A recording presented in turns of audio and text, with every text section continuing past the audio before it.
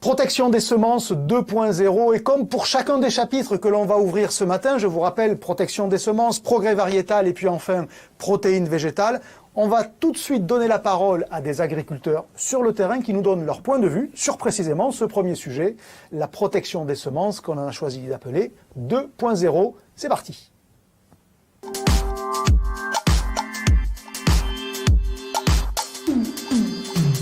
Alors, nous avons choisi ce traitement spécifique pour avoir une nouvelle solution pour les agriculteurs et anticiper les futures interdictions des traitements de semences par des phytos.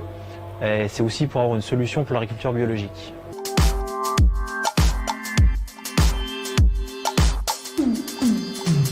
Cette solution est adapté sur toutes les espèces. Nous, sur la station, on passe pour l'instant uniquement le blé et l'orge. C'est plus pour une répartition, pour une organisation de travail dans l'usine pour l'instant, mais on peut passer toutes les espèces.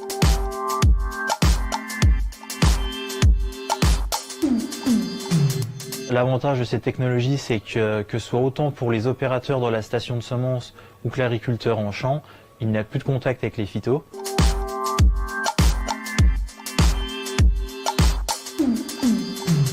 L'inconvénient de cette technologie, par contre, c'est qu'il faut effectuer un test de vigueur et de micro-tests en usine en Suède, chez les personnes qui ont installé cette machine. Donc ce test, le temps d'envoyer la semence et qu'ils fassent le test, pour nous renvoyer les résultats du réglage, dure entre 15 jours et 3 semaines. C'est le petit inconvénient parce qu'on ne peut pas traiter à la demande. Il faut qu'on ait déjà un échantillon du lot pour l'envoyer en Suède, avoir le résultat pour pouvoir régler la machine.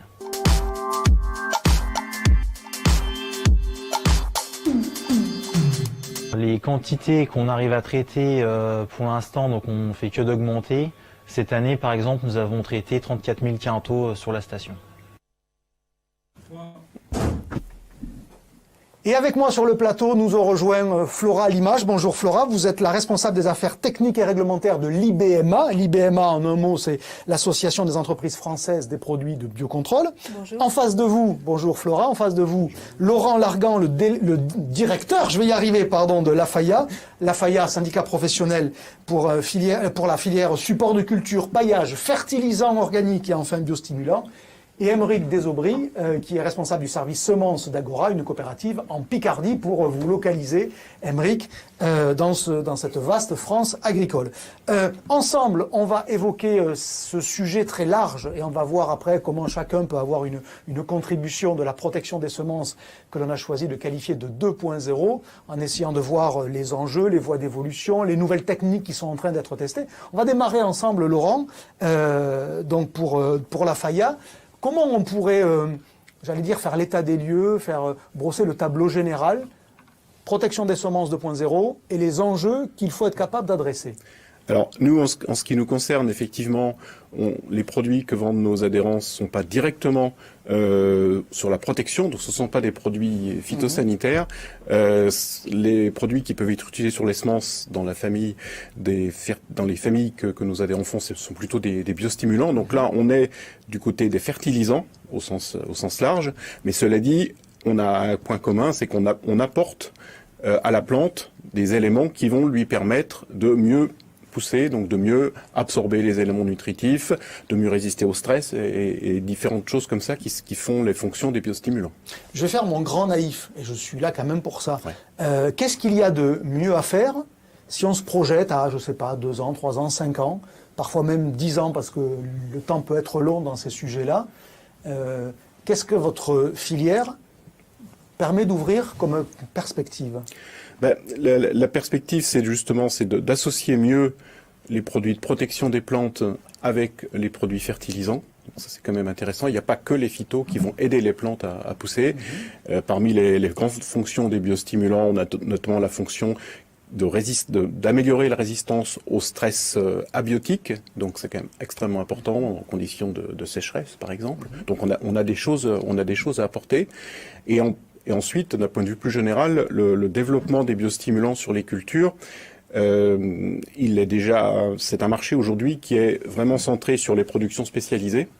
Le développement sur les grandes cultures, il va pas se faire avec des biostimulants qui vont être apportés seuls pour X raisons qu'on n'a pas le temps de détailler ici, mais ce développement, en tout cas, il va se faire sur les grandes cultures avec des biostimulants qui vont être associés à d'autres choses, donc associés à d'autres fertilisants, des engrais, avec des biostimulants, des choses comme ça, mais également, bien sûr, l'autre façon d'apporter, c'est directement sur la semence, donc au moment du semis, ou vraiment autour de la semence, en enrobage, en pelliculage.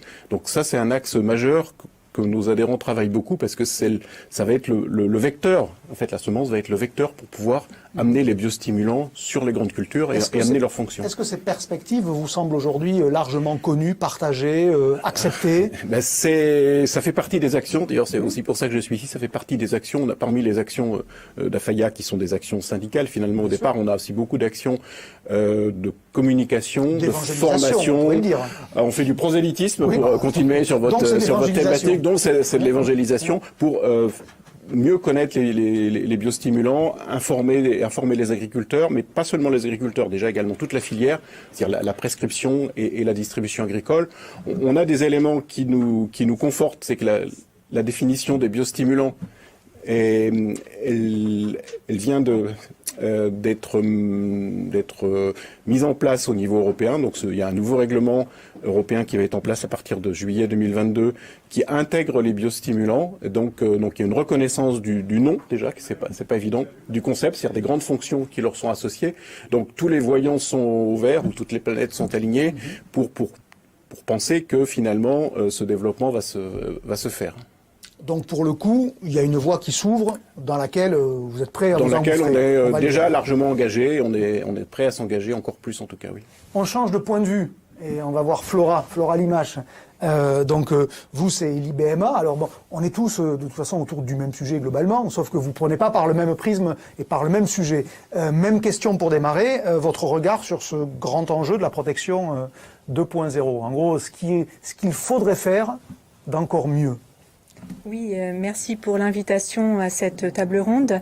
Donc, pour rappel, le biocontrôle a une définition claire au niveau français, dans le code rural, dans l'article 253.6, qui rassemble... Ne nous le lisez pas, mais faites-nous-en l'exégèse, ça suffira, le résumé. Donc, en fait, il rassemble les produits et agents qui utilisent des mécanismes naturels et qui rassemble en fait deux grandes familles, les macro-organismes, donc qui sont tout ce qui est insectes auxiliaires, je peux citer les coccinelles, qui sont bien connus, et aussi les produits phytopharmaceutiques de biocontrôle, qui rassemblent les micro-organismes, les médiateurs chimiques et les substances naturelles. Donc il y a une grande diversité de technologies derrière le biocontrôle et il y a besoin de les considérer de manière adaptée et proportionnée. Et là, je peux me référer donc à la réglementation qui n'est pas forcément encore adaptée pour la mise sur le marché de ces produits-là, y compris en traitement de semences. Est-ce que c'est connu? Le à défaut d'être reconnu. Le biocontrôle. Enfin, suffisamment, j'entends, parce qu'évidemment, c'est connu. Mais est-ce que par rapport au sujet du traitement des semences, de la protection des semences, pour être précis, est-ce que ces deux mots-là, dans l'imaginaire de ceux qui nous écoutent, on peut dire, c'est vraiment totalement installé ou pas encore? On n'y est pas encore. En fait, on dénombre actuellement 4 produits commercialisés ou homologués en France. Donc, il y a déjà le Céral, le Copside, l'Intégral Pro et le Votivo, donc qui sont à base de micro-organismes ou de substances naturelles. Et ça reste, on va dire, marginal par rapport à l'ensemble des produits de biocontrôle sur le marché. Et ça demande donc qu'à se développer. Qu'est-ce qui manque? Il manque en fait aux entreprises de pouvoir identifier les technologies qui peuvent être appliquées sur les semences. Notamment, il peut y avoir un problème de durée de vie des micro-organismes sur les semences quand elles sont traitées puis stockées. Il y a aussi des freins au niveau du marché. Les volumes de vente sur traitement de semences vont pas être les mêmes que un volume de vente sur une application foliaire ou au sol. Donc ça, et là on rejoint la problématique des usages mineurs en fait. Quand on est dans des volumes plus faibles et à côté il y a un besoin d'investir énormément, notamment pour l'homologation. Oui, mais alors justement, vous évoquez usage mineur.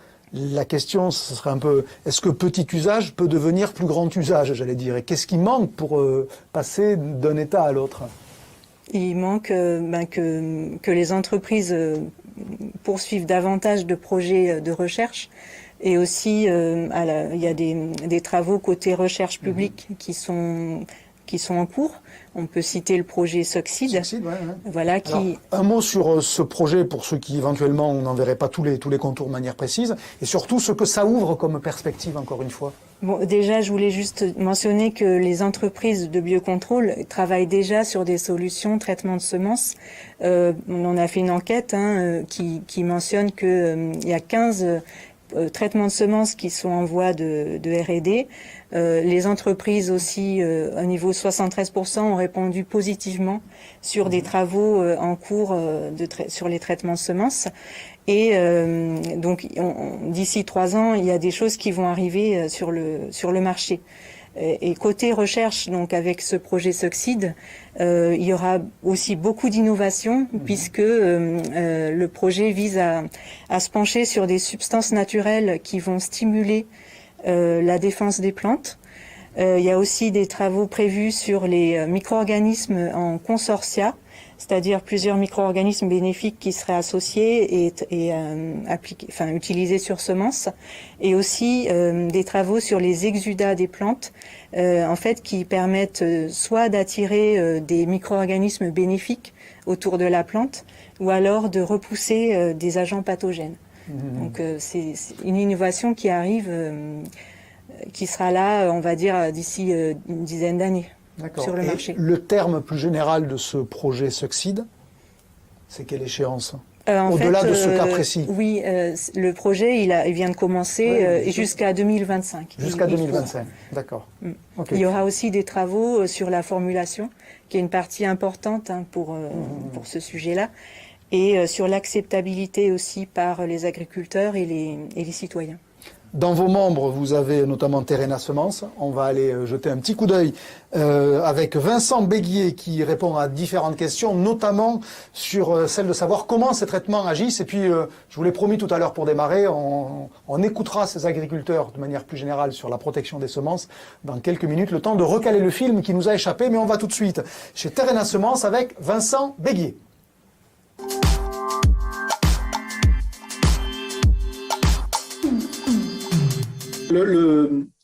Les enrobages et les pelliculages qui existent aujourd'hui dans cette catégorie de traitement, en termes de diffusion aujourd'hui, ce sont avant tout des produits de biostimulation qui permettent d'avoir un meilleur développement de la plantule lorsqu'on sème la plante. Donc, c'est un ensemble de produits de micronutrition ou à effet hormonal en fait qui vont agir sur la croissance et sur la physiologie de la plante. Mais ça peut être aussi des micro-organismes d'intérêt. Alors dans le cadre notamment de légumineuses, on pensait au rhizobium qu'on peut apporter par cette voie autour de la semence. Donc on n'a pas besoin de faire de l'opération d'apport du rhizobium au moment du semis. Donc ça c'est des choses qu'on a développées. Voilà. Et la génération qui viendra après, on va plutôt s'adresser à des produits de biocontrôle. Donc là, on va chercher à lutter contre des pathogènes. Nous pouvons développer plusieurs types de technologies, du simple pelliculage, donc on vient mettre un tout petit peu de produits autour de la semence, à l'enrobage lourd, où on peut mettre beaucoup plus de produits autour de la semence, donc on fait grossir la graine. Alors, ça commence d'abord par identifier des actifs, donc des produits qui vont avoir un impact sur la croissance de la plante ou qui vont lui permettre de se défendre. Et puis, ensuite, c'est trouver des voies pour pouvoir mettre ces produits autour de la semence. Donc, ça passe aussi par le développement de produits d'enrobage, de colle, on va dire, qui vont permettre d'avoir une bonne adhésion autour de la semence. Et quand on s'adresse à des actifs biologiques qui peuvent aller jusqu'aux micro-organismes, comment on peut faire survivre les actifs qu'on va mettre autour de la semence le plus longtemps possible, puisqu'on est sur des schémas logistiques de distribution qui font qu'on doit pouvoir tenir ces actifs le plus longtemps possible vivants autour de la semence.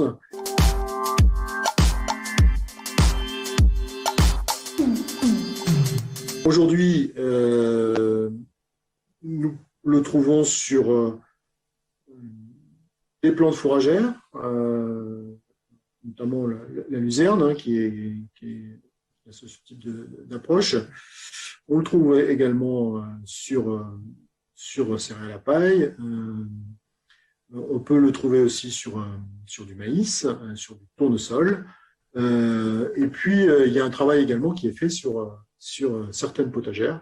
Donc voilà, c'est relativement généralisable avec des technologies qui peuvent être dupliquées d'une espèce à une autre assez facilement parce qu'on est sur les mêmes mécanismes, ou des technologies qui sont différentes. On est sur les mêmes principes, mais on ne va pas forcément avoir les mêmes actifs parce qu'on n'a pas la même croissance de la plante, par exemple. Un mot de réaction, Laurent, peut-être sur ce qui a été présenté par Vincent Béguier. La première réaction, c'est qu'en fait, dans ce qu'il dit, il associe à chaque fois la protection et la croissance. Donc, il est bien dans le sens de ce qu'on a dit, c'est-à-dire, il n'y a pas que le côté phytoprotection, il y a également les produits qui vont aider la plante à pousser. Déjà, et ça c'est très positif dans l'esprit de l'intervenant. Déjà, au niveau de l'enrobage ou du pelliculage, je rentrerai pas dans les distinctions subtiles dont il a parlé. En fait, il associe les deux, à la fois les produits de croissance et les produits de protection. Donc tout ça nous va très bien. Oui, d'accord. Flora? Oui, je partage l'avis de Laurent. Les produits de biostimulation, on peut les associer avec les produits de biocontrôle sur semences. Ça ne demande qu'à se développer. C'est plus que jamais ça l'avenir, c'est-à-dire l'imbrication de ces deux fonctions qui en apparence sont différentes. Lever la plante et la faire grandir, je caricature un peu, mais c'est quand même ça. C'est ce que vous nous dites tous les deux, en fait, que finalement, il doit y avoir de moins en moins de dissociation entre ces deux étapes. C'est vrai qu'il y a une grosse dissociation au niveau réglementaire, etc. Ça, qu'elle soit dans la réglementation, c'est un fait. Mais ensuite, la solution, c'est d'envisager la plante et la culture dans son cycle complet, donc d'associer ce qui va le mieux, et on compte les points en fait à la fin du cycle cultural, et on voit les bénéfices qu'on en a tirés finalement. On va aller dans une coopérative picarde chez Agora avec vous, Aymeric, dans un instant, pour voir justement comment vous faites. Vous avez quelques expériences qui sont en cours, mais je vous l'ai promis, et on l'a loupé pour démarrer, donc on va se rattraper tout de suite. On va partir sur le terrain écouter 3 agriculteurs qui nous font partager tout simplement leur vision de la protection des semences. Écoutez-les, on les retrouvera, vous le verrez, en fil rouge tout au long de la matinée, en introduction des différents chapitres.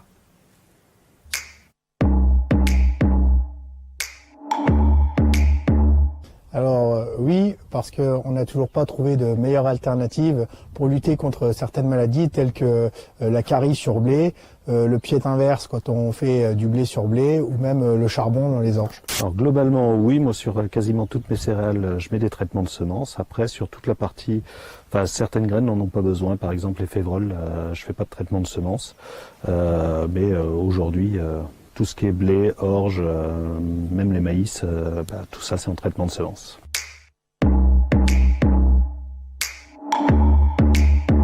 Alors ce que j'attends des traitements céréales du futur, c'est déjà une meilleure protection des plantes, qui puissent se développer plus vigoureusement et plus rapidement, et aussi un gain d'intrants, donc éviter de passer avec des fongicides en culture, et un meilleur rendement économique. L'objectif des traitements des céréales du futur, c'est que d'une part, ils apportent quelque chose, en particulier sur toute la partie fongicide, et puis après, qu'ils soient les plus faciles à mettre en œuvre, et que quand on les utilise pour remplir le semoir, tout ça, qu'on ait le moins de contact avec. Ce que nous disent ces agriculteurs n'est pas en tant que tel une surprise, mais ce qui va sans dire allant toujours mieux en le répétant, ça valait le coup de les entendre. Aymeric Desaubry, vous êtes le responsable semences d'une coopérative qui s'appelle Agora, qui est en Picardie. Un mot peut-être déjà sur Agora. Agora, c'est 2500 agriculteurs qui sont dans l'Oise et le Val d'Oise, et 2500 agriculteurs qui, depuis 5-10 ans, se bougent beaucoup, se diversifient et se mettent à produire différemment. Et Agora, c'est 131 collaborateurs qui doivent suivre le mouvement, parce que finalement, on dépend essentiellement de nos agriculteurs. Et c'est le principe d'une coopérative, je crois. Exactement. Jusque-là, Tout à fait. ça doit perdre personne. Et donc on doit s'adapter aux pratiques de nos agriculteurs et nous mettre en question. Et nous, la finalité, c'est qu'on a donc 52 silos à remplir tous les ans, de 900 000 tonnes de blé et de céréales. Donc le but du jeu, c'est d'arriver là tous les ans. Alors, on va évoquer ensemble deux tests, deux expérimentations, deux voies peut-être dans ce sujet de la protection des semences que vous avez mises en place. On va parler ozone et vapeur. Alors, on a déjà vu en introduction tout à l'heure Johan Guillaume qui nous expliquait ce qu'était la vapeur. Alors, c'est pas chez Agora, mais c'était a priori visiblement la même techno. On va démarrer justement par la vapeur. Expliquez-nous cette voie. Ça consiste en quoi? Ça permet quoi? Les avantages, les inconvénients? On parle bien de protection des semences avec de la vapeur. C'est quoi? La vapeur, donc, c'est un mécanisme de désinfection physique. Et donc le but du jeu, c'est de retirer les éléments pathogènes qui sont sur ou dans les semences par un procédé physique. Et là, en l'occurrence, c'est la vapeur. Donc la chaleur. La chaleur de l'eau montée à température, à 100 degrés, faire de la vapeur, et qui va éliminer donc tous les champignons, les virus, les bactéries qui pourraient être sur la bactérie avant le semis. Faites-nous partager comment ça se passe concrètement. Alors moi, je vois très bien quand je vais au sauna, j'ai de la vapeur partout. Est-ce que c'est de manière un peu simpliste comme ça? C'est-à-dire vous mettez un tas de semences, vous mettez de la vapeur autour et vous attendez. Oui, alors, je force le trait, là je passe vraiment pour un naïf. Mais ceci, la vapeur, ça reste un principe assez basique, hein, ça reste de l'eau montée à température. Vous avez alors je l'ai vu chez Epilor, chez Johan Guillaume, qui nous l'a démontré. Vous avez un grand bassin dans lequel vous avez de l'eau, la semence qui est mise en lévitation, qui profite de ce bain de vapeur pendant X minutes et qui après ressort désinfecté. La seule contrainte, c'est qu'il faut bien calibrer, parce que si vous chauffez de trop les grains, la vapeur va tuer le germe. Et si vous ne chauffez pas assez, c'est pas ce qu'on recherche, évidemment. Et si vous ne chauffez pas assez, effectivement, vous ne faites rien sur la semence. Donc il faut trouver le bon compromis. Et finalement, ça représente bien un peu ce qui va nous amener dans le futur, à savoir des solutions qui seront beaucoup plus complexes à appliquer. Aujourd'hui, c'est vrai qu'on est assis sur un système qui est rodé, maîtrisé, tout le monde est formé pour bien l'utiliser, c'est fluide, ça marche bien. Demain, on sait que quoi qu'il arrive, on trouvera des solutions qui seront beaucoup plus compliquées à appliquer. Restons quand même sur cet exemple de la vapeur, faites-nous la balance avantage-inconvénient. Alors, l'avantage, moi je le vois pour mes totalement naturel. Voilà, totalement naturel. Pour mes opérateurs, je le vois en usine, finalement, ce sera peut-être plus propre que ce qu'on fait aujourd'hui. Pour les gens pour la logistique, qui produisent, qui transportent, qui utilisent les semences, de nos stations de semences jusqu'aux agriculteurs. Ça, c'est un gros avantage. C'est naturel. Un inconvénient que j'ai pas encore chiffré, c'est pour faire de la vapeur, il faut l'énergie. Il faut chauffer l'eau. Et bilan carbone, tout ça, il faut quand même le maîtriser, il faut le contrôler. Donc, de toute façon, il n'y a pas de solution miracle. C'est les fameuses injonctions contradictoires. C'est qu'il y a du bien ici, il y a du mal en face. Et bon. Voilà. Mais est-ce que ça vous paraît, malgré tout, une voie que l'on peut qualifier de prometteuse? Si Epilor a investi dedans plusieurs millions, j'imagine qu'ils ont bien calculé leur coût aussi. C'est prometteur. Nous, on essaye. Voilà. Alors, on l'a mis à la gamme. Nous, ça s'appelle le Thermosem, on l'a mis à la gamme l'an dernier. Ce que j'ai constaté, c'est que on a tous nos techniciens agricoles de la coopérative aussi à motiver pour qu'ils aient le courage d'en faire la promotion auprès de nos agriculteurs, pour essayer. Et ça répond comment dans l'immédiat? La réponse du marché, on va le dire comme ça? Nous, chez nous, petitement. Peut-être que j'ai pas encore assez fait la promotion de tout ça, parce que finalement, on est encore en test grandeur nature.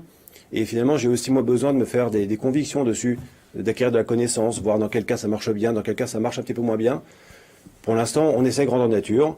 C'est 0,02% de part de marché l'an dernier. Mais on l'a mis à la gamme et c'est déjà un premier signe. Voilà. D'accord. Je vous rappelle, et notamment sur ce sujet de la vapeur, si vous qui nous écoutez, vous avez des questions à poser à l'un ou l'autre, ou peut-être prolonger des questions que je n'aurais pas posées, vous y allez, vous allez sur le chat, les questions arriveront. Qu'est-ce que ça vous inspire avant d'aller sur l'ozone, tous les deux, Flora, Laurent, cette idée de la vapeur, cette balance des risques, avantages, inconvénients que Aymeric nous faisait partager? Laurent, un mot?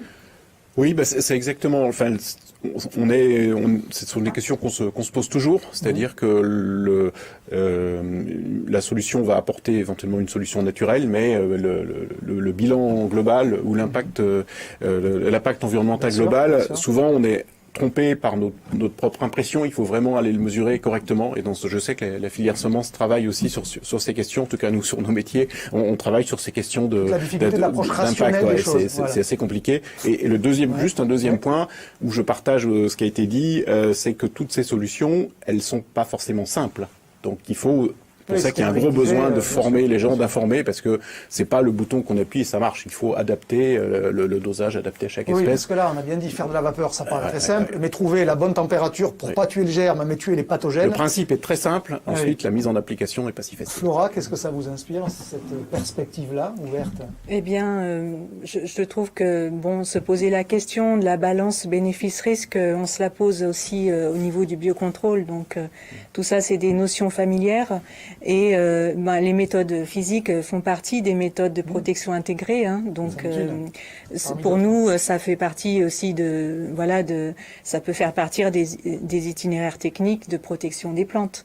Donc, il y a le biocontrôle, les méthodes physiques, tout ça, ça mérite d'être étudié et associé. Deuxième expérimentation, l'ozone. Alors là, j'avoue que je vois pas comment ça se met en place concrètement. J'ai une petite idée, je vous rassure, mais allez-y, faites-nous déjà la présentation. Solution 100% Picarde, parce que finalement c'est Agora qui travaille dessus. Et j'ai connu cette solution-là parce que j'ai fait une école qui s'appelle l'Uni-la-Salle à Beauvais, dans lequel il y a une plateforme. Personne n'est parfait, vous savez. Une plateforme ozone qui a été développée depuis une petite dizaine d'années. Donc j'ai entendu parler de l'ozone, moi, en tant qu'enseignant étudiant. J'ai entendu parler après en étant actif. Et puis un jour, je me suis dit, tiens, et finalement, et si on essayait de mettre de l'ozone sur les céréales? J'ai appris que c'était essayé sur d'autres types de semences. Donc on a essayé, concrètement, c'est juste du dialogue, du partenariat, et un peu, on se jette dans le vide, on essaye, finalement, ça coûte pas grand-chose d'essayer. Donc on a essayé une première année pour essayer de voir à quel dosage on trouvait des effets.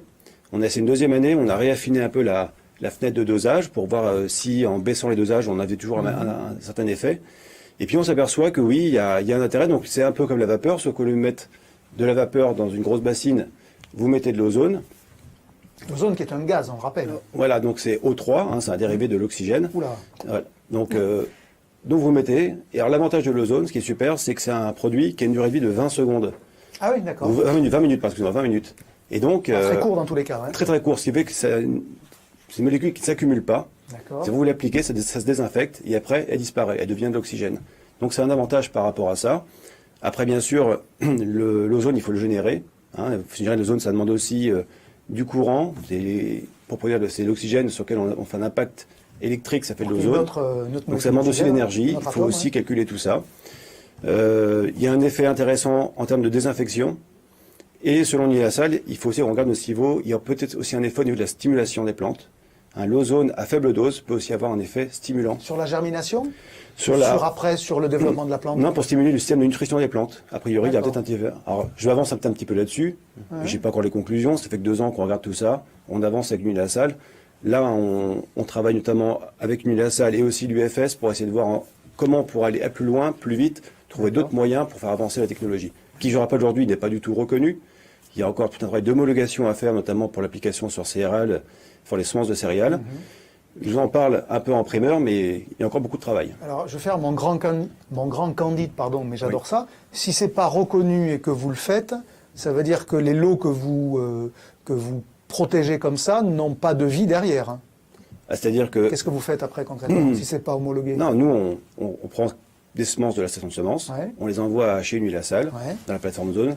D'accord, ils sont ozonisés, on va le dire comme ça. Ouais. Ils sont ozonés, et puis nous, on les sème dans notre plateforme d'essai, et on regarde ce qui se passe. D'accord, donc là, vous n'en êtes qu'au stade de l'essai. Exactement. Alors que tout à l'heure, pour la vapeur, vous me reprenez si je dis une bêtise, vous les commercialisez, alors vous tentez, puisque vous nous avez dit que ça représente très peu.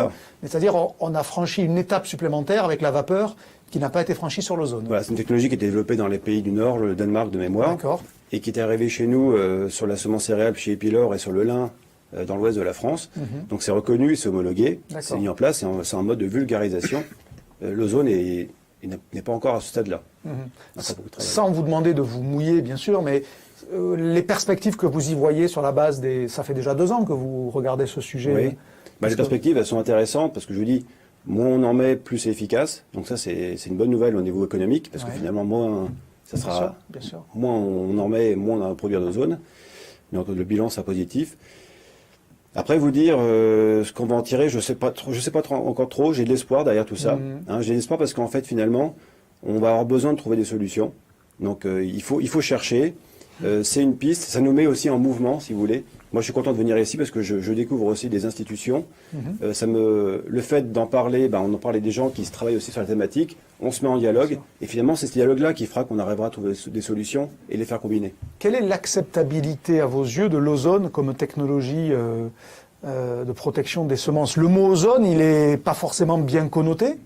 Je rappelle la fameuse couche d'ozone. On ne sait pas bien ce que c'est. C'était l'autre. Oui, j'entends bien, mais malgré tout. Oui, mais vous savez que quand on cherche à conjuguer la société et la techno et la science, par moments, on se heurte à des bêtises en apparence, mais qu'il faut bien entendre. Quelle est l'acceptabilité de cette techno d'après vous? Je pense qu'il n'y a pas de problème. Aujourd'hui, il y a des grands acteurs français comme Suez, je crois, qui traitent beaucoup d'eau grâce à l'ozone, et sans problème. Voilà, c'est sûr reconnu. Je pense qu'il n'y aura pas de souci par rapport à ça. D'accord. Qu'est-ce que ça vous inspire, tous les deux? Même question. Alors là, on est totalement hors de votre zone de confort, j'allais dire, cette expérimentation. Encore une fois, il n'y a pas une solution unique. Il y a plein de solutions qui sont liées avec, par exemple, des micro-organismes, avec des substances, mais ça peut également des solutions avec un contact physique, type vapeur, ou encore différents types ozone. Donc je pense que la solution, elle est dans le mixte, et la solution finale, elle est dans le mixte, différentes possibilités. Et aussi, on tombe exactement, c'est pour ça aussi qu'on est souvent en contact avec l'équipe IBMA, on a des solutions qui présentent des atouts du côté protection des plantes et aussi probablement du côté stimulation de la jeune plante. Donc il faut bien aussi mettre tout ça dans la balance pour choisir quelle sera la bonne solution. Flora, vous achetez l'ozone ou pas, comme ça, là, sur ce que vous en avez entendu, pour voir? Écoutez, les entreprises de biocontrôle, ne sont pas spécialisées dans ces technologies-là, mais moi non plus, mais ça m'a séduit quand même. Effectivement, je trouve que c'est une voie intéressante d'utiliser des molécules, des composés naturels pour répondre à des problématiques. Une question qui arrive du chat pour vous, Aymeric. Ces techniques de désinfection physique permettent-elles réellement de diminuer les traitements de semences, vu que ces techniques ne peuvent pas maîtriser les maladies du sol? Puisque là, vous vous intéressez à la semence et pas à son environnement immédiat que va être le sol quelques jours après. C'est vrai qu'on désinfecte la semence avant le semis, après on la met dans le sol, et il faut qu'elle se débrouille. Voilà, vous avez reformulé la question. Maintenant, on va passer à la réponse. Et c'est là où justement, il peut y avoir une complémentarité avec des biostimulants ou des biocontrôles. C'est-à-dire que avant de le mettre dans le sol, on pourrait peut-être lui mettre un petit manteau protecteur sous forme de base de biocontrôle ou biostimulant pour l'aider à se protéger contre les agresseurs du sol.